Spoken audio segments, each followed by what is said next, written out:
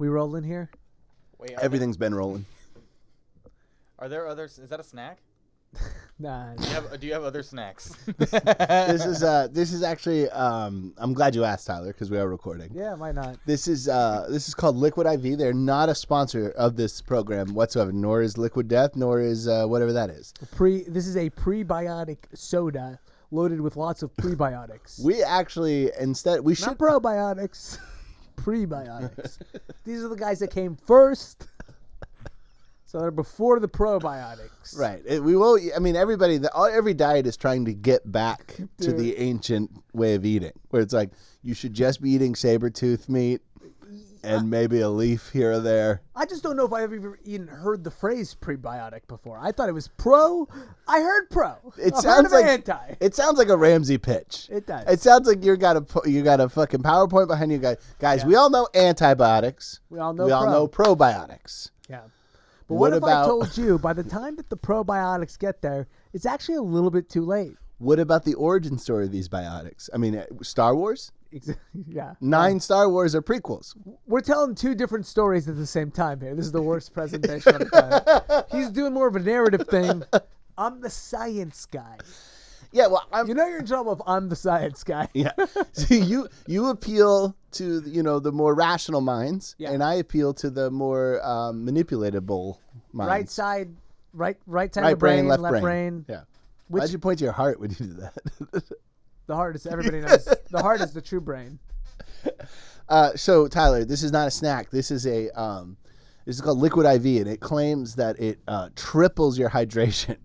So so essentially, for every 1 glass of water that Bryan is drinking with that, it'd basically be like what you drinking 3. So if they say 8 glasses of water a day, yeah, you pour this in there, you knock that down to 2-3 glasses of water a day. No problem. You drinking 3 of these, that's 9. Now you're in the elite zone of hydration. You are probably thinking to yourself, why would I need to hydrate myself that hard?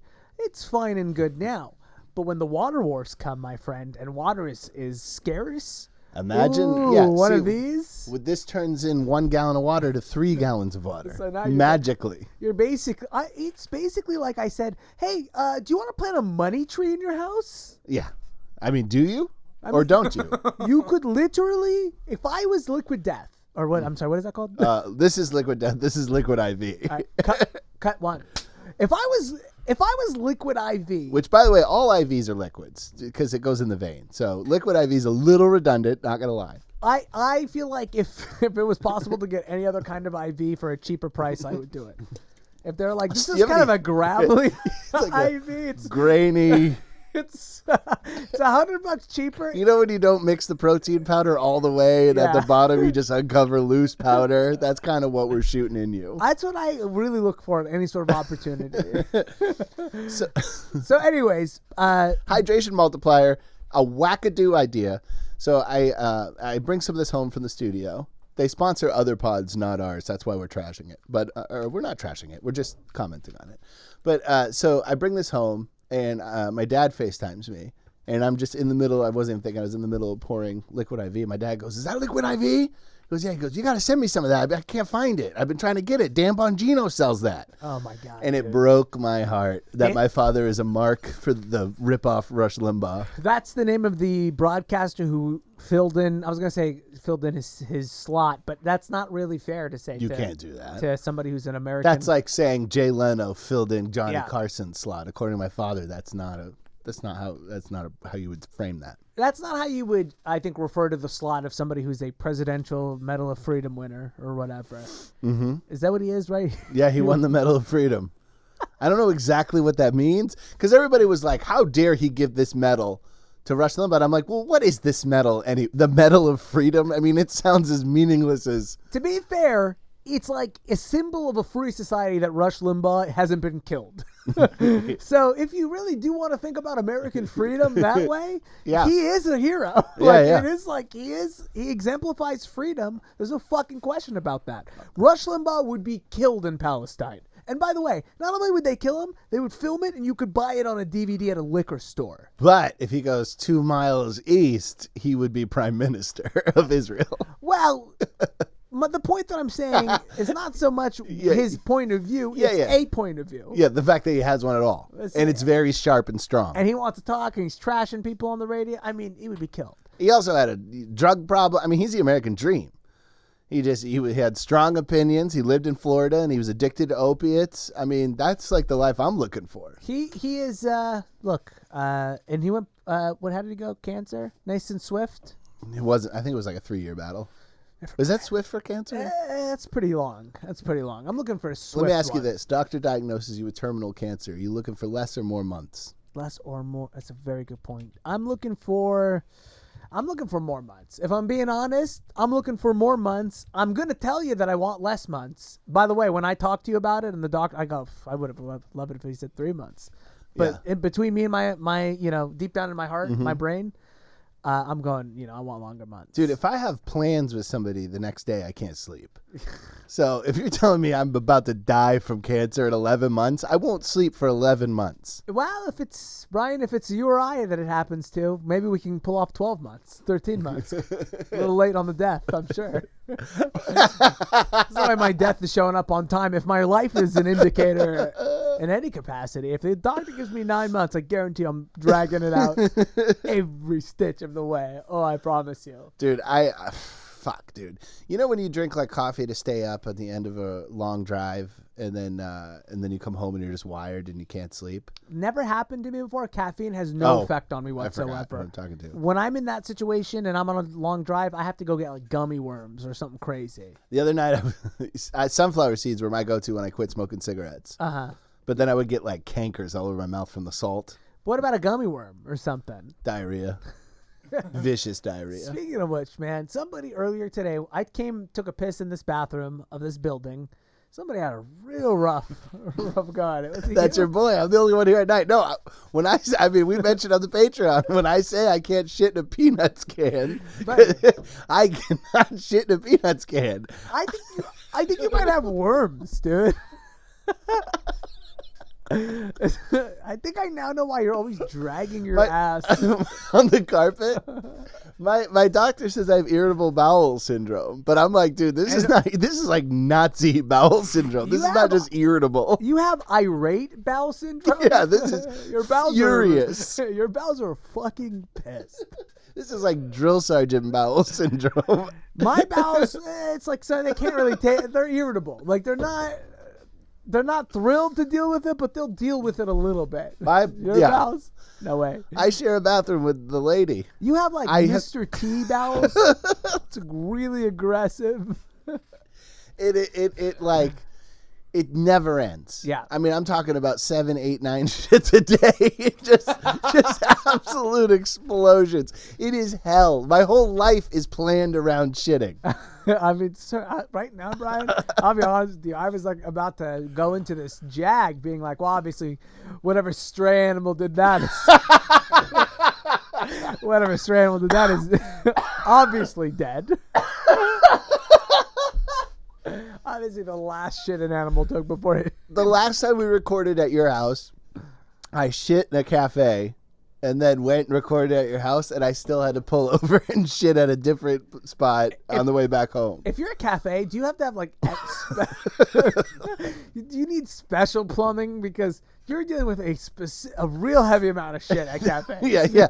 I smell a coffee, and I could paint the side of a barn. I'm telling you. People are making it part of their day to shit in your restaurant. And it's like a Pavlovian response at this point, like, because we know it's actually diuretic makes you pee. So what's something that makes you shit? I always thought diuretic, because it sounds like diarrhea. I think diuretic, it's everything. It's everything? It's not just pee, it's shit. It's whatever is like around just and get just it hang it out. Whatever's on the cusp. Yeah. Dude, I got a colonic one time. Was that where they give you the liquid thing?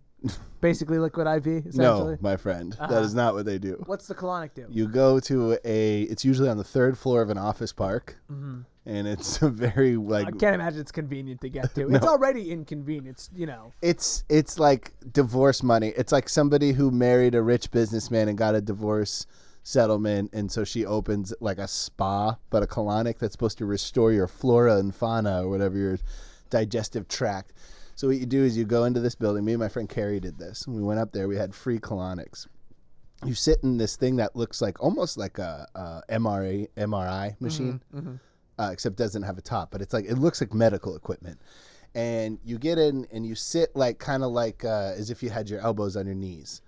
And then they ask you what DVD you want to watch. I chose Weeds. They had nothing there. I would have chosen like hardcore porn. Just the gayest porn possible. Well, it would have made sense because she threw on Weeds and then she goes, okay, we're going to begin the colonic. You're going to feel a little bit of an insertion. And what I tell you, this thing goes, and this little hose goes up your asshole and just blasts water into your stomach, right? And then it fills you up. And then you feel like you're going to throw up. Like you get like bubbly. And I'm like, I feel like I'm going to throw up. And she's like, that's totally normal. She goes, give it a few seconds. And then after a few seconds, you just go out of your ass. It is just, I'm talking about the most violent shit you've ever taken in your life. And there's like a hole that I'm just watching Weeds. I know the room over, my friend Carrie is shitting her brains out. I'm in this room shitting my brains out watching. And it's just like, it feels like you get the sense because you start sweating and you get the sensation and you're like, I'm shitting on my thighs. I'm shitting on my thighs. And so I just yelled out to the lady, I'm like, I'm shitting on my thighs. And she goes, no, that's a totally normal. No, you're totally fine. I'm right here. I would see it. And I'm like, and I didn't even think that she's just sitting in the room while I'm shitting in the, it's so intense. You don't even digest at that moment that you are shitting in a bed with a woman right there in the room with you. How low does one's self-esteem need to be before you sign up for that job? That is a rough job to be like, what do I do for 8 hours today? I watch people shit violently. It's unreal. And she goes, and I go, I think it's done. And she goes, it's not done. And I was like, no, I think I'm done. And then all of a sudden I go, and it just starts blowing out again. It came in rounds. And she goes, and it was 45 minutes of pure just shitting out of my ass. Just fucking exploding. What was the purpose of apparently it restores your flora and your fauna. They say you go. Oh, so this is one of those like fake scientists. Yeah. It's a fake absolutely fake. Okay. Yeah. For a second, I thought you were talking about doing something actual medical. No, it's like a hippie medicine thing, like a coffee enema or something. I don't know where all the shit goes. Like, I don't know. Like, you gotta have like, do you have to get like a special sewage pipe? Like, because these are not regular shits. Oh, we're talking about the cafe. Yeah. We're back to the cafe. No. Oh, your time or your place. The bed I'm shitting in. Yeah. That's got to have some medical. It kind of it puts you in the the way you would sit in the shower if you were molested. Like that's the kind of body position you're in. I know it well. Knees up, kind of. Yeah. So Kevin Nealon was in Weeds. He was very funny. Yeah, so that was the only episode of Weeds I've ever seen. And now if you put on Weeds, I will go shit right now. To this day, it makes you have to shit. Yes. If I'm ever constipated, I'll just pull up Amazon Prime and watch an episode of Weeds and I'll shit my brains out. You know, I've never in my life been constipated. Never. Me either. Never in my entire life. We're nervous people. We're not going to be... You got to be like, I imagine the constipated people are either opium addicts or the chillest people in the world. Yeah. I can't imagine my stomach just being like, it's fine. We'll just leave all. My stomach is like, get this out of here. We're dying. Yes. That's how my stomach is at all times. The amount of caffeine that I have on a daily basis, you better believe. If anything's lingering around in my colon, it's fucking out. I'm farting and shitting all day. And I told my girlfriend, I was like, you'll have to excuse me. I think I ate something bad 30 years ago. It just has not stopped. Well, speaking of 30 years ago, we're talking about Afghanistan today here at the Worst Hour Podcast, which, you know, arguably the problem started 30 years ago. You think 20 because you're thinking about the You think when the Taliban took over? Yeah, dude, it was a problem way before that. 1991 was when the Soviets left Afghanistan. We will be discussing on today's special episode of the Worst Hour Podcast, as you can tell probably by the first, 30 minutes of shitting your brains out material. It's a very Didn't plan to talk about that, but I didn't know you were going to see my paint job I did on that bowl. Well, yeah, man. It was something that was pretty concerning. So I'm glad to hear that you're okay. The maids in this building deserve an extra Christmas bonus. Yeah, you better be tipping. Brian, He tips after he shits. She's gonna have tennis elbow trying to scrape the bowl after me every day. I'm going to move to install a little tip jar in that bathroom. Because This poor woman who came here to escape some brutal regime in Central America, and she comes here and she has to fucking scrape my shit off a bowl. as soon as I saw your shit, I'd be like, I'll take Bolsonaro right now, any day of the week. This woman came from Brazil. God, I feel horrible. What am I supposed to do? Not shit? Tip, dude, tip. You gotta I will tip her. You gotta do this. But I gotta. Dude, tip jar in the bathroom is the funniest. I'm gonna tip her in a way where she doesn't know I'm tipping her because I don't want her to know. I think you should actually. I think you should at some on your last day here. Just give her $1,000. Just so you know. That's been my shit that you're claiming this whole time. Thank you so much for what you do. No, I'm gonna come up to her. I'm gonna give her a stack. I'm gonna give her 1,001, so it feels like a lot, right? And I'm gonna be like. And by then, by the way, inflation will be so crazy. Yeah. That'll just be like $40 today. I'm gonna give her $1,000, and I'm gonna be like, look, this is my last day in this office building, and let's just say I think your life's about to get a little easier. And I'm gonna wink, and I'm gonna throw $1,000 in her hand. Oh, that poor woman. Unbelievable. I see her too. She's here right now. She's on the bottom floor. I'm not going to make eye contact with her on the way out. I bet everybody walks out of the bathroom and goes, that wasn't me. Knowing what you did, I can't look her in the eye to tell her that you brought me here to this building. I'm on a very healthy diet right now. Really? I'm on the Whole30, and I'm like 20 days into it. Well, I'm happy to hear that, man. But nothing's changed. Yeah. We should definitely not. We should take you to like a real colon doctor, not like a. Not some hippie who shoves a fountain up my asshole. No, I think we need real Western medicine here, because that did not look good. Welcome to the Worst Hour podcast, ladies and gentlemen.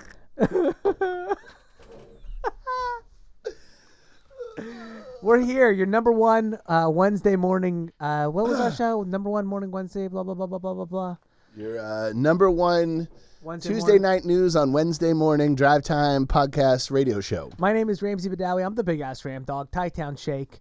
Joining me as always, Bryan, Big Business Vokey, Tyler, the content creator, here producing. We have a great show for you today. We're going to take a look at the situation that has unfolded in Afghanistan. How frequently does something that we talk about on this show become a trending subject on Twitter? It's happened so far 0 times. Well, it's almost like we try to talk about things that aren't getting spoken about, but we can't. This is something we can't avoid. I'm a military person. You're from the Islamic world. And don't forget, I'm a former Republican strategist. Yeah, and Tyler's a former service member as well. Oh, this is we can definitely qualify for some kind of a bullshit loan, I'm sure. Are you getting emails from the VA saying that you're not alone and you can talk to people about this triggering Afghanistan news? Oh, I haven't checked. I'm getting a lot of mail from the VA being like, we know that there's a lot of news going on with Afghanistan and it can reawaken old wounds, or maybe you're feeling like you fought for nothing, you are not alone, and here's all this message. And I'm like, thank you. I can show this email to girls and tell them I was in Afghanistan. I like the idea of being like, maybe you thought, you fought for nothing. Trust me, you're not alone. In the 1990s, the Soviet Union tried to take hold of it. They couldn't really. I mean, Genghis Khan, for God's sakes, failed there. In the 1900s, it's just all these like historical, right? So really, if you want to actually think about it, you've actually joined the ranks of Genghis Khan, the greatest, war military leader in history. 1 in 8 of us are his kid or something. We talked about it a few weeks ago. There was no way that this is not intentional. There's no way these people abandoned military bases full of energy drinks, tanks, guns, ammo. We were looking at that as two morons going like, this doesn't seem like a good idea. Yeah, and go back and listen. We discussed this about a month ago. They literally left them energy drinks. They got hyped up on fucking Ribbit Zero. They've got tanks and Humvees. Yeah, these are people who usually find their caffeine through like green tea. You tell me there was no use for a Humvee? Like, I can't. The math doesn't make sense to me for the military to be like, you know what? Let's just leave the Humvee behind. We don't got room for it. Should I bring the keys? Nah, just leave them in the ignition. Leave them in the ignition. Whoever. What did you think was going to happen? I mean, we're literally talking about a scenario where people left thousands of, I want to say millions of dollars worth of equipment. I mean, one airbase is probably millions of dollars worth of equipment. 100%. Yeah, for sure. But what did they think, that the right guys would find it? I think, and this is what I believe, but we'll get into it shortly here. I have a theory that this is the way that they stay in Afghanistan. They went, let's leave behind a bunch of shit, let's let them get wild, and then let's basically give ourselves an excuse to extend past that 9/11 deadline, which was looming around the corner. Yeah. Unfortunately, we're going to have to wait till 9/11 next year to do it. Otherwise, we're not going to have it on a cool date. Yeah, exactly. And then it'll just become a campaign issue. Kick it down the road is sort of what I think. But at the same token, it's very complicated. So we'll get into that here in a second. I do want to say this. I find myself, as time goes on, starting to look pretty favorably on the Taliban. Yeah? You just got to admire what they're doing. Well, I mean, they have a indomitable spirit. 2011, I would have been like, I'm out, boys. I'm done with this game. I'm doing something else. There's no way we're ever going to take back Kandahar. Yeah, they're like the John Travolta of regimes. It just huge comeback. Huge comeback. Who's Tarantino? Biden? Okay. I'll take it. I just, look, there's some things when you look, I was researching a little bit about their culture, and there's some things about them that, as I get older, I'm like, that makes a little more sense. And yeah, okay, take out I'm not talking about like the wife beating or, the wife killing or the wife swapping or the honor killing. Wait, wife swapping is Trump. Sorry. Yeah. wrong dictator. I don't believe that to be true. I was just trying to make a comedy joke right there. I don't think Trump was a dictator. I just want to be clear about that. I'm not one of those people who believes that. I love that. We never clarify anything we say here, but you clarified that. I just want to be clear. I'm from a place where real fucking dictators hang out, so he didn't meet my sort of test on that. But it's a wild situation, the Taliban. I am starting to and granted, look, most of what they do is the wife beating and shit. But some of the other shit they would do, so I learned a lot about the Taliban through, when I grew up, I used to go to a Pakistani mosque. Yeah, we've talked about this. I believe the hardest I've ever laughed on this podcast was when you said you grew up wishing you were Pakistani. I did. I really did. So culturally, I have a good understanding of how these guys roll. I'm not saying that the people I went to the mosque with were in the Taliban, but I'm saying I was in a mosque where people were pretty understanding probably of the Taliban more than most places. Ethnically, the majority of the Taliban is Pashto, which is a huge population in Pakistan, too. It's a language, actually, Pashto. I think ethnically, there's something else. Pashto is the language. I just heard and Dari. But the president of Pakistan just gave a speech where he said that. Where he I'm said quoting him. That they're ethnic? Okay. He said they're Pashto. I wasn't sure, but either way. Yeah. Fair enough. Look, I don't care. But I'm just saying that Pashto, pasta, who cares? Obviously, the U.S. government doesn't care, so I'm done with it, too. Afghanistan is toast, in my opinion. Because of what Biden said? We're moving on. We got other shit to do. Like what? I'll figure it out. Yeah, I like how. Well, we'll listen to a speech. I'll address that later. We'll address that in a second. Look. When I was younger, I remember like Pakistani guys were the guys who would yell at you if your hair was cut in, if it had any texture in your hair whatsoever. You had to have one clipper on your hair everywhere around. So number 5, it's got to be all around. Oh, number yeah. 4, Like what I did. Basically, yeah. Yeah. You could go, if you wanted to, Brian, by the way, you could have longer hair. It was important to them that you had to have one cut all the way through. Yeah. Because that's how the Prophet Muhammad was doing it, apparently. He had a blade?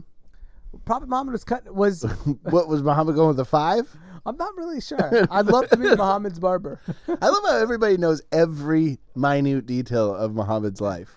This guy, Peace be unto him. Peace be unto him. Thank you.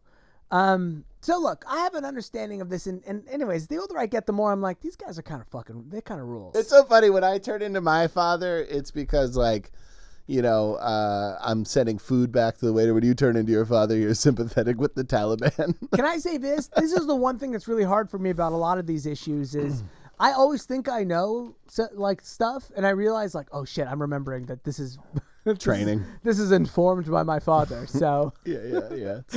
It's kind of brainwashing. It's probably not an issue. My father would tell you, I'm sure right now, if you asked him what was going on, he'd be like, the Afghanis are actually Jews. So that's usually where my father's foreign policy information is. Yeah, so it's actually kind of weird to even talk about them. Yeah. They'll figure it out. It's an insane region. Really quickly, a little bit of background information on Afghanistan for you, the listener. Official language is Dari and Pashto. 35 million people inhabit the land. Inhabit the land. Did I send you the link, by the way, Tyler? He has the doc pulled up. If it's in the doc, it's in the doc. Yeah, it's all in the doc. Do you know the national anthem, Snow Leopard? That's kind of weird. This is, by the way, the least consequential information to what's going on. Yeah, it's like a 5th grade project on Afghanistan, like you were. Well, I have to. If you want me to learn about a country's strife, I have to start with the basics. I like how we on the Patreon episode, patreon.com/WHotW for one extra episode a week and a couple other things that happen. Ish. Sure. According to some people, we're not active enough back there. I don't know. I guess you want a fucking love letter every week. I think it's fair to say ish. Yeah. Listen, if I get COVID and I go to the fucking hospital, we might miss a week. Is that okay? Or is that not worth your fucking $5? Anyway, we went into Haiti and I didn't even think to look at the national anthem. So now you're saying the Afghanistan national anthem is called Snow Leopard? No, I apologize. That's the national animal. Is the snow you said leopard. The national anthem. Oh, and I thought you said snow leper. No, leopard. like a leper who lives in on top of a mountain. I just think that's a surprising fact. People would probably think that it's like a desert bird or something. That's exactly what I thought it was. It's a straight up cat that hangs out in the snow and is extremely endangered and maybe extinct. Yeah, I'm sure. Listen, I'm sure the Taliban is selling their fur. Yeah, for sure. I'm sure at this point it's probably they've got a different animal, but it's a very Islamic national animal. It is, and I'll tell you what, the anthem does also mention Islam. Can we play a little bit of the Afghani national anthem? It's better than our national anthem. I believe that. Well, I'm sorry. Listen, is it better than the black national anthem? You be the judge. Let's play it, right? Okay. It's on the. I got it queued up. Because the regular one stinks. Let's hear it. Go ahead. Oh, here we go. Beautiful flag. It's actually a pretty good flag. Ooh, a little turnaround in the beginning. I like it. Yeah. Crowd's going nuts. Yeah. Beyonce comes out.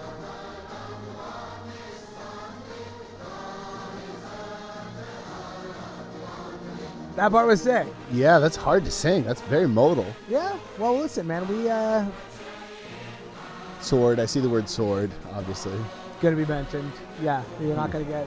Back then, they didn't know about AK-47s. What does it say about Uzbeks? Will you pause it? What is that line?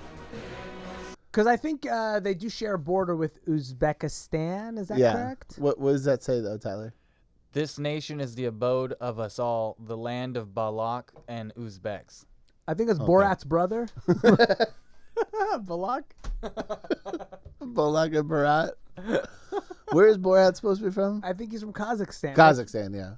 Look, that's all relevant to this whole Afghanistan story. Because essentially... Soviets. There's no way that was relevant. It is. Okay. We'll get into it here in a second. I love it. We'll get into the history of the strife in Afghanistan. Can we say Afghanistan if we're saying Pakistan? I personally am going to decide on my deathbed how to say it. Okay. Pakistan too. Your last word. Afghanistan. My deathbed, I'm going to have a whole list of it's caramel, it's not caramel, it's Pakistan, and actually it's Afghanistan. It's coupon. Yeah, all of them. Okay. Great national anthem, but here's my question real quick, though. That national anthem brings a question to mind. It's a good national anthem. Better? Would you say it's better than the American? What do you think, Tyler? I don't know. I like the American one. Do you? I hate it. Wow. No, dude, Tyler, you're never going to get just like laid in sports, Los Angeles. I like it at sports games. It's fun. Do you? Yeah, dude. God, there's no more moment that's more tense between me and my father when I continue to sit during the national anthem at a game. Oh, stand the fuck up. Stand the fuck up right now. You're fucking embarrassing me. Yeah, man. You're a douche. You're a douche in that situation. I did that way before Kaepernick, dude. Yeah, now you're standing up. Now Bryan is on stilts during the national anthem. Bryan takes his hat off and everything. Yeah. Bryan is such a contrarian. He literally he takes one hat off and he puts on a cowboy hat. Wait, but my question though, the national anthem brought up. It sounds like it has a little bit of like an imperialist kind of influence with the horns and whatnot. Yeah. Were they ever successfully conquered? Because in my mind, they weren't. Afghanistan that was attempted to be conquered by England in the late 1800s. If anybody could do it, it would be them. Everybody was worried. I gotta tell you, it's a real kind of a real telling sort of a place of where we are culturally as Muslim people. Everybody was worried about the Islamization, as always. So Britain was worried about Afghanistan, like Islam getting India Muslim, and which happened. The Soviets were worried about the Islamization of their part, Kazakhstan, Uzbekistan, all these kind of stands. So. It's been an issue recurring. Right. So, I did want to go over they have a national dance. Oh. Which do we have a national dance? It might be the Macarena. Tyler, tell me what the national dance is. It's the electric slide. If a Democrat's in office, it's the Macarena. If a Republican's in office, it's the electric slide. I would love to know that because I wish I looked that up. I'm too bad at researching. I'm more of a talent than I am the research team. Of course, you're not R&D. No, I'm not R&D. But the Afghanis have a national dance. Palestinians, we got a national dance too. We got 3 cameras here. You care to jump up on this table and do a little Palestinian dance? Well, play that. We got the Afghani one pulled up. Let's play the Afghani one really quickly and just take a look at it. Is it called the Ata? So pretty male heavy dance team here. Yeah. It's all dudes. I gotta tell you, it's awful. It's not that good of a dance. And I'm being unbiased because I said the national anthem is better. Yeah. It doesn't look coordinated at all. I gotta be honest with you. From a Palestinian standpoint, it looks like Woodstock. We would eat their lunch in terms of, you want to talk about silly man dances from the Middle East. You want to know silly man dances from the Middle East? These guys would be what's the expression? Is this where Chris D'Elia imports all his pants? Can you Google, or actually, Tyler, is that a YouTube channel that's up in there? Type in DABKE.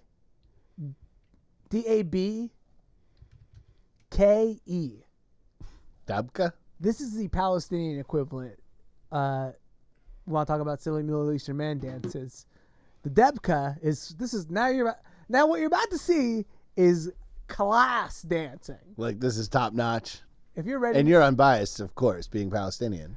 You two tell me. Okay. Yeah. I'll be the judge of that. I'm sure. Pick any video. Which one? Any video. That's how good Debka is. This is Dancing with Scars. It's not that easy.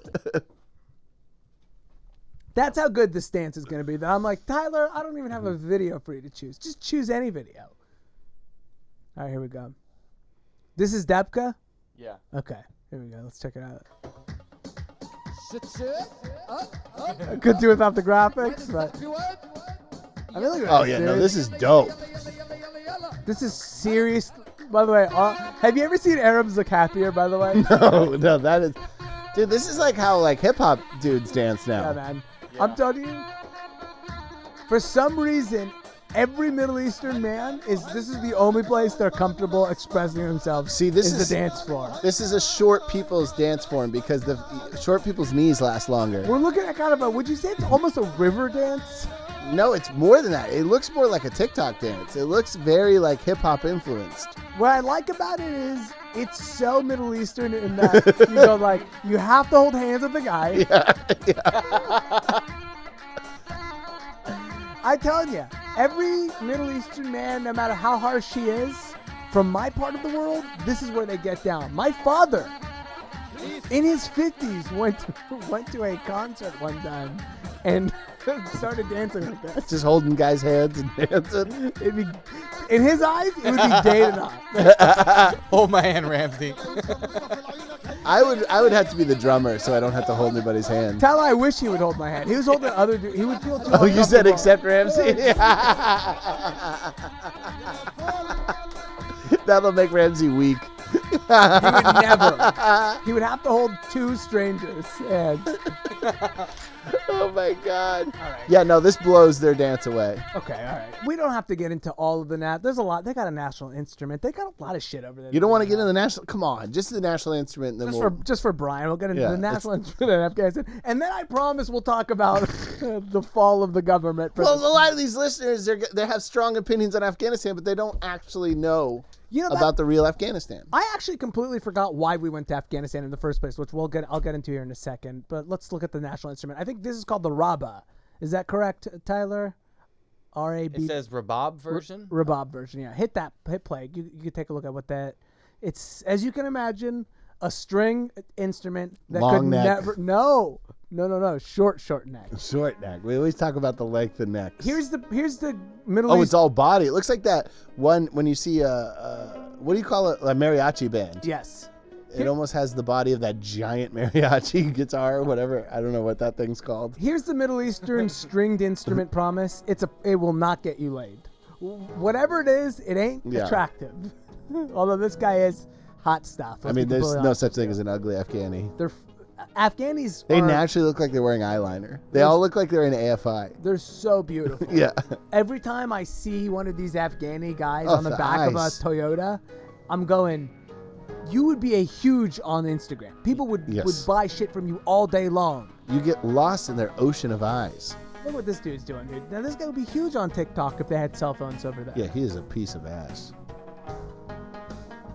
Yeah, he's making that goofy instrument sexy. Dude, how sick is this?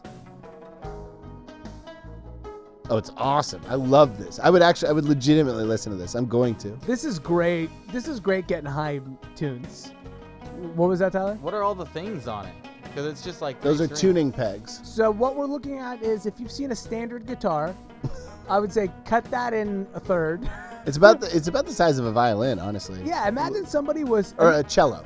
Have you guys ever wondered, like, what if a viola was a banjo?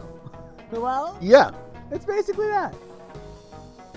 That guy's got a great head of hair. Jesus He's Christ. seriously so hot, it's crazy. Yeah. He probably shaved this morning. This looks like where Kumail Nanjiani's career will end. Like a super hot dude riffing in the desert. Yeah, that's like his last Netflix special. Dude. Yeah, Where he that's comes amazing. to full terms with his Pakistani origin. Have you ever listened to? We don't need to now, but have you ever listened to Kurdish music?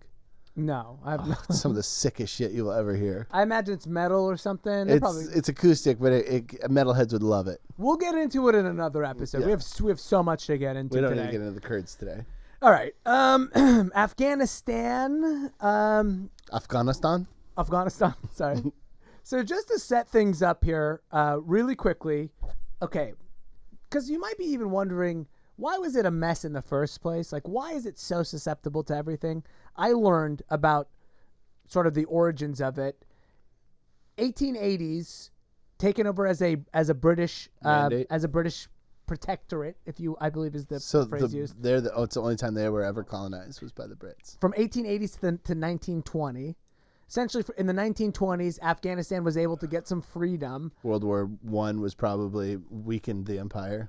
Exactly. And so they were able to let go of some of their things. As I mentioned earlier, they were trying to colonize them because they were trying to protect India. They were Afghanistan would be a bad influence on India. Yeah. They didn't want them to hang with each other. Mm-hmm. India's already doing some weird shit with sex. They're like, they don't like what they're doing with sex. The Karma Sutra. I don't need them getting into whatever you guys are doing over there. Yeah. So do that. Failed at that. Afghanistan then basically liberates itself and turns into the Kingdom of Afghanistan. They were previously referred to as the Emirate of Afghanistan. By the way, what I learned was anytime you see a country with Emirate in the title, it's referring to their governance system, like an emir. Like Emir Emirate. I didn't realize there was a connection there. Anyways, Kingdom of Afghanistan rolls around kind of almost a little bit more old school Afghanistan for the next 70 years. Then in the 70s, there's an attempt to modernize Afghanistan. By who? By internally. So they get a leader in charge who essentially throws a coup. Is this a king? Because it was a monarchy previously. I should have stated that. The Kingdom of Afghanistan is a monarchy. Yeah, so of from course, the 1920s to the 1970s, it's a monarchy. Dude throws a coup, ends the monarchy, turns it into kills the king? Yeah, kills the king. Sick. Turns it into a republic. We're now the Republic of Afghanistan. People can vote. We're sideburns. Modern. Everyone's got sideburns. Bell bottoms, you People think? are dressed. Yeah, oh yeah. Afghanistan in the 70s had a good couple years where you're like, everybody's dressed the way Maz Jobrani is dressed today. Right. By the way, Maz Jobrani once critiqued the way I dress. Really? The nerve. I know. The nerve. I know. Turns out he was right, but still, the nerve. No. Actually, you know what? I'm not going to take that back. I don't give a shit about Maz Jobrani. I'm burning that bridge. I also said he was right. Okay. We didn't even go near insulting him. Modernization of they attempted to modernize obviously Afghanistan a little bit too much, and I think internally the party, they didn't care for it very much, so they eventually deposed that Republic of Afghanistan, and essentially were the coup that took place was backed by the Soviets as the democratic in the early 80s, in the late 70s, early 80s, yeah. And it shifted from the Republic of Afghanistan to the Democratic Communist People's whatever of. That's a funny thing that a lot of people don't know is that most Arab cultures had at least a socialist phase, if not a communist phase. And Russia did this purely because they were worried about the Islamization of a certain block of Eastern Europe. Right. So they stepped in, they backed the revolution essentially. And essentially they helped overthrow the government, and now there's a Soviet-backed government in place. This is pissing off a lot of the people who are I was going to say local, but obviously local, but I mean traditional Afghani tribes. Right. Well, because the first thing the Soviets do is get rid of the religion. They got rid of the religion. By the way, the religion allowed for the perfect narrative to turn it into a holy war. Mm-hmm. So they got rid of the religion. Not only that, but they started to impose taxes for social services and all this other stuff. And the Afghans just weren't down with that. They were like, it's not their style. You're just it's not our style at all. Like we have our own crazy thing. Like you guys are doing a different crazy thing. Mm-hmm. We're all crazy, but it's different. You know? Yeah. So that basically mounted the dissent in Afghanistan, and eventually the lack of religion led to the as soon as the Soviets take over a country, the United States are either going to put boots on the ground or weapons in the hands of the locals because of the proxy Soviet wars, the Cold War or whatever. The notion that it was a religious-based war then attracted outside people. Mm-hmm. And that's where Osama bin Laden really became very well known as a terrorist. That's really where he put out his first song, was right there. Mm-hmm. Independent, financiers from Saudi Arabia and all the other people fighting the proxy war. So now we're in a real fucking tough situation here. Drags on from the 80s to the 90s. The Soviet Union ends. They got to let go of their properties. It's all over. They can't back people anymore. By the way, through the entire 80s, it was a 10-year war that they fought with the Soviet Union to fight their occupation, which is where that's what you mean by Osama's first song. He cut his teeth, funded by Americans to fight the Soviet. This is where you and my father would have a great conversation about how he's CIA trained. Yeah. People, leftists and Islamists love They love, this is where they could shake hands. They love talking about how bin Laden was CIA trained. He's one of you. Like, he turned around and bit you guys back. And then me and your father would talk about Don Rumsfeld hanging out with Saddam Hussein. I'm sure. Oh, he loves it. He loves it. It's his favorite converation on the planet. Yeah, me too. To tell you about how other guys, how they trained us. So we're not animals, they're animals. I agree, dog. No, I mean, look. Obviously, there's some truth there. The United States saw what was going on. They saw what was referred to as the mujahideen, Yep. which is holy warriors. They trained them. Eventually, they won because the Soviet Union crumbled. 1990s roll around. There's a big internal strife amongst the different holy warriors. The Taliban's starting. Al Qaeda is starting, although Al Qaeda is not a political party and doesn't believe in that kind of thing, but they're there. A lot of blood is shed.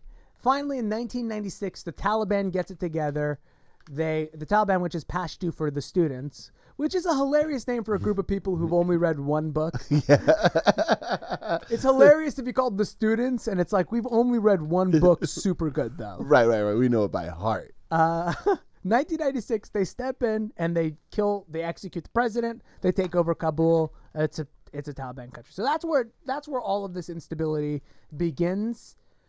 In 2001, I didn't realize that this was true because I never really understood the Afghanistan connection, and that's why I kind of want to go over it, because I imagine for most people now at this point, you just sort of accepted it. I mean, you were 12 when it happened and you just moved on. Mm-hmm.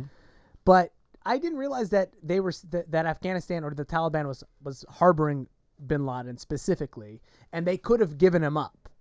You didn't remember that? I didn't remember that they could have given him up. Yeah. Now, here's the thing.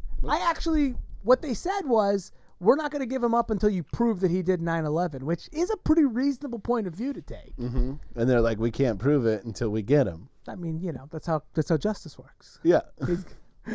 He has to be in our possession while he proves he's innocent. Yeah. We have to have a court trial.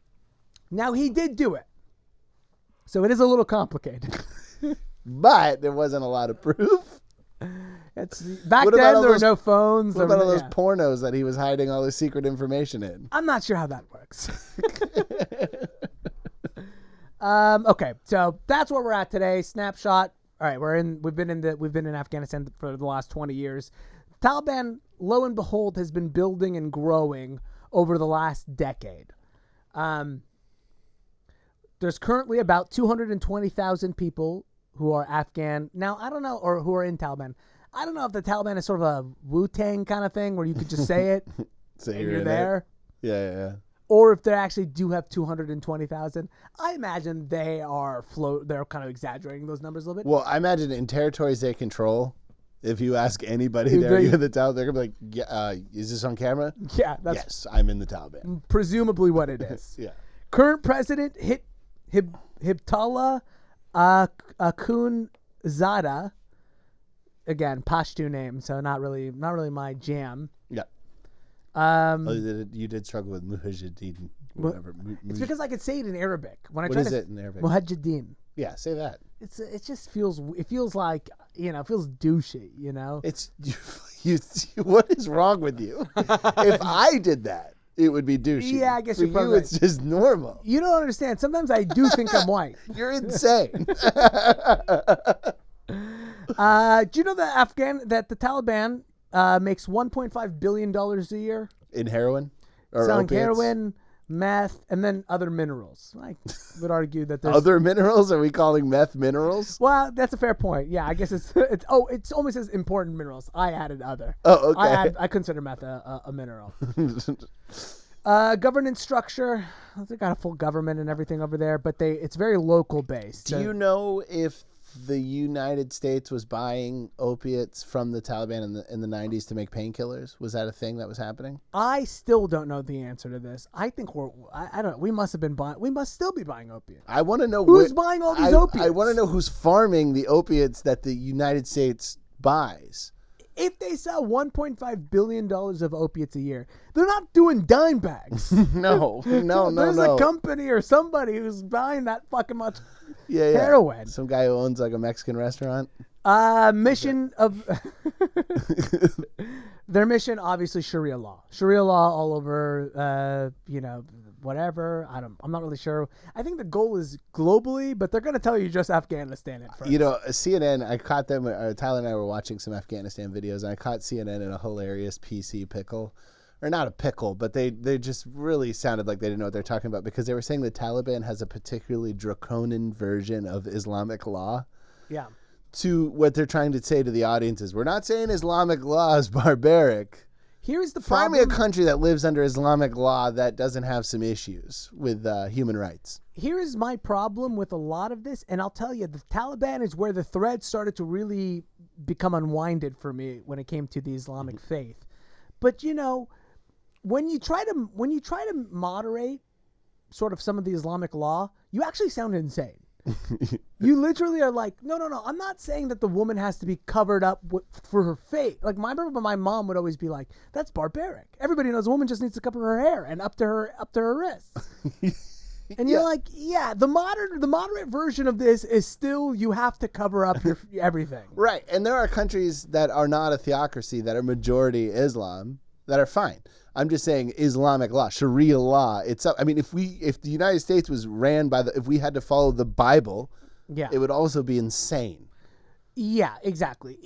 Look, I guess the point that I'm trying to make is the moderate interpretation of is nuts. It's still pretty rough on this one. Like you could cafeteria, do it your own way, whatever you want, but. So your mom's always in long sleeves? Always in long sleeves, always has her hair covered. It's a hot life, Well, but global warming must be brutal. Oh, she doesn't give. But see, this is why I'm like, I wish I was so Muslim. I still wish I was Muslim. She just does. They don't give a shit. This is why the Taliban will win. They don't give a shit. Yeah. They just have there's just a certain thing that's born in that culture specifically that just can sit through misery. The funny thing about the Taliban is that the war to fight the Taliban is the biggest recruiting tool for the Taliban. And that was the problem that the Soviets ran into. As you were watching the crumbling Soviet Union, I couldn't help but see the American problems all the way through. Yeah, we're crumbling. Exactly. And they were talking about one of the reasons why the Soviet Union pulled out. And by the way, folks, that was 13 years ago? Yeah. Or not 13, 23 years ago. We're not talking about 33 years ago. My bad. Oof. That was math. We're not talking about a very long time ago that 5 years before the Soviet Union went under, I don't think they were saying that we're going under. We're fine. We're fine. And Perestroika was probably when it really looked like it was over. So I'm not sure. I'm not sure if we're 13 years away, but I still think that you'll see a lot of mirroring between the reasons why they got out of Afghanistan and the reasons why we got out of Afghanistan. Yeah, well, we don't have any convictions. We're just sending people who need money to go to college to fight a war that means life and death to the other people. The Soviets were literally saying for every one jihadist they killed, they just felt like 5 were created. So it was like at a certain point, they were like, we're winning the battles, but where's the war? It's a pyramid. It's the original pyramid scheme. It really is. Yeah. So good luck. Good luck. I mean, we're going to go back in, right? Well, that's Biden's saying we're not. Biden has essentially, so what has happened today, President fled, which, as you remember from the 1996 version of this event, he had a good reason to leave. He's in Tajikistan right now. As I've said once on this show before, if you ever flee to Tajikistan, you are in some shit. Imagine if you're like, I got to get away from the heat. I'm going to head to Tajikistan. Not I'm going to head to, listen, which, by the way, is a dictatorship. It's a dictatorship. He didn't flee to Sandals, Jamaica. He fled to a place where they also had a theocracy. No, not a theocracy. It's not a theocracy. They're freaked out about it. They're a Muslim country, but they ban a lot of Islamic stuff because they don't want any terrorists. I wish there was enough time to get into Tajikistan because I want to know this story. Yeah. I got a little bit in my head about Tajikistan. Why? I don't know. It is kind of interesting. He's out. He's gone. He has fled. The Taliban has regained control over pretty much every part of Afghanistan. I think I sent you a map, or maybe. Yeah, the map's in there. But it was funny because it was like 3 weeks ago it was 20%, 2 weeks ago it was 60%, and it was just over. It's over now. It literally looks like Reagan versus Walter Mondale's it's almost like electoral college. Yeah, it does. What did Mondale win? Minnesota or something? Like one state, and then the rest of the country was red. The Afghani map is like there's like 2 cities where it's not. They have not. Yeah. By the way, if you're those 2 cities, like, hey, geez, I guess we don't fucking give it. Nobody likes us. Yeah, I would get the fuck out of there. I would feel like you're about to get the full tip of the spear. Or maybe you're good. Maybe Taliban is like, oosh, we're not going over there. It's like Alaska. That place. I don't know what's going on there. You guys do what you want to do. We'll check in with you later. women there ain't so good, you know? Yeah. The chicks aren't on enough. I doubt that. Dude, everybody in that country's gorgeous. Just gorgeous. They all look like boy band stars. Yeah. I mean, I'm assuming the girls are super hot too. Even- Every time they're interviewing, I mean, just generally men are on camera there. Here's what I'll say. Afghani people all look perfect. Like, either they look really hot or super scary. Where you're like, Yeah. whatever the aesthetic there is, there's an aesthetic here. Yeah, and both are attractive. I'm attracted to both. I really You am. put a little fear in my heart, I'll get hard. Taliban has captured Kabul, Kandahar, 2 biggest cities in Afghanistan, so that's over. Name a third. Those are the only 2. I mean, those are them. Well, listen, I wasn't saying that to brag about all the cities I knew in Afghanistan. No, I was more just exposing that I couldn't name a third city. You know what? That's pretty good though. To know 2 cities in Yeah, Afghanistan is it's amazing. good. It's better than 1. I think anybody could have gotten Kabul. Yeah, Kandahar, I would have gotten that only because of the military. Sure. That's it. But after that, out. You got another one? Me, no. Tyler looked at me like, you fucking idiot. I'm learning here. Let's see. Oh, so Biden did it. I was gonna put on the Biden speech, but it's a little long. We don't gotta get into it here. But basically, Biden has recommitted to 6,000 troops back in Afghanistan. Really saying he's not going. He's really, He's saying we're sticking getting to out of that here. September 11th deadline, what a funny deadline. I love how he really wanted to drive the point home that as the president, the buck stops with him, and this is the fault of the Afghani president Yeah. who fled. Could you imagine? I texted Bryan. I was like, I finally know what gaslighting means. Yeah. Biden literally had the nerve to be like, look, the guy bailed. What? We didn't leave him with any security or anything. Yeah. But not only did he pass the buck on him, but he also passed the buck on to George Bush, on to Barack Obama. Did you remember that? He said in the speech, he goes, in 2010, we had a surge. As vice president, I did not support that surge. Yeah. And it's like, dude, you're throwing the fucking knife into Obama's back now? The only sort of good reference you got. Yeah, for real. The only reason you're in the office is because you're friends with this guy? Biden has one reference exactly. Don't check anybody else. Everybody else is not a fan.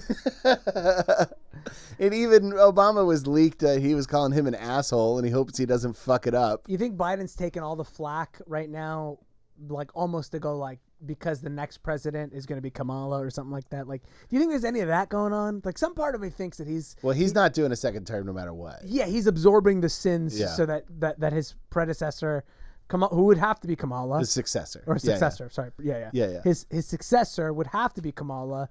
I mean, it could be. I don't know.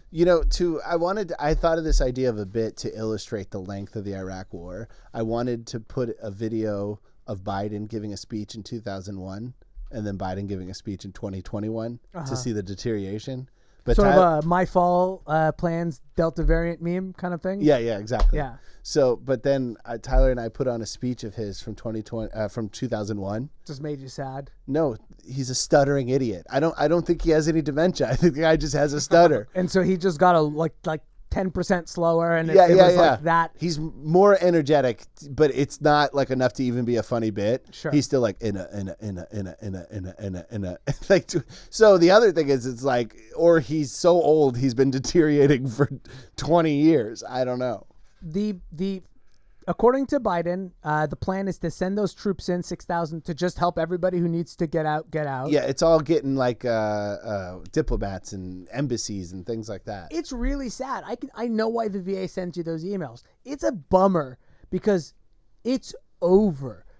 China, I had a video here, but he's speaking in Mandarin, so you wouldn't know what he says, but they have already talked about, hey, we've already reached out to Taliban. We think they're going to be a great force for the Afghani area. Because they'll work with North Korea. They don't give a shit. They don't give a shit. They're trying to build that new Silk Road. I bet it goes right through Afghanistan, doesn't it? Probably perfectly goes right through Afghanistan. Yeah. They're trying to get to Africa. I'm sure there's some shit in Afghanistan they could use along the way. They're trying to get to Europe. They have immediately told they're on good terms with the Taliban right now. So, I think that I think they're fucked. I think this is sad.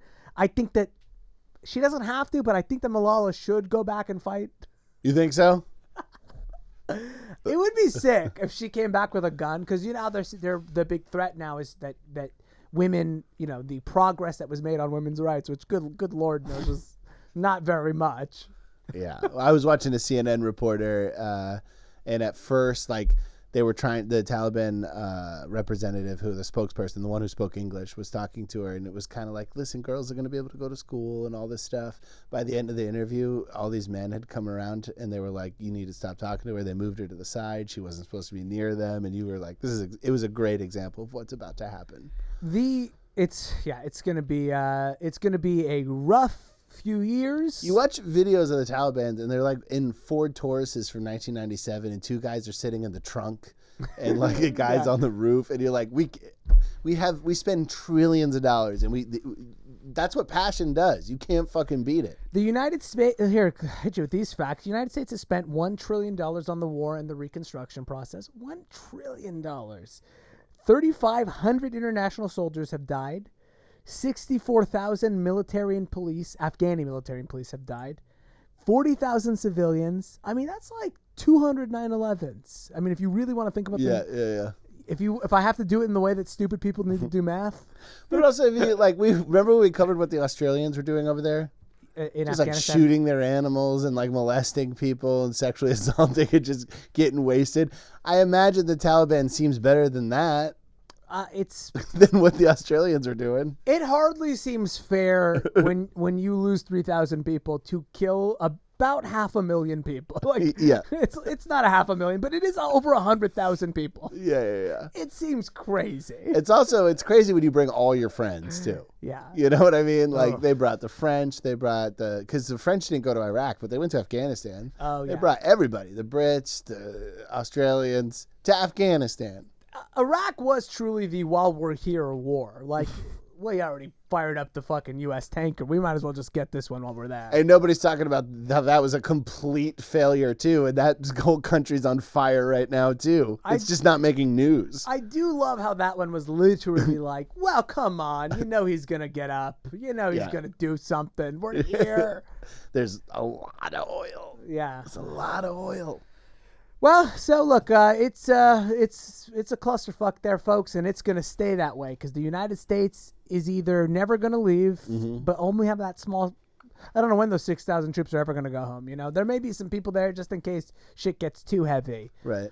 Well, as a soldier who only served 2 years 9 months of a six-year contract and did his entire contract stateside, I will go home and have a stiff drink and wonder if it was all for nothing. And as somebody who served in the Taliban for several years, it feels like it was everything. I did it. Dad, will you hold my hand when we dance now? All right, let's wrap this bad boy up. Hey, thank you guys so much for checking us out. Be sure to follow us on all social media platforms. All of that is in the show notes.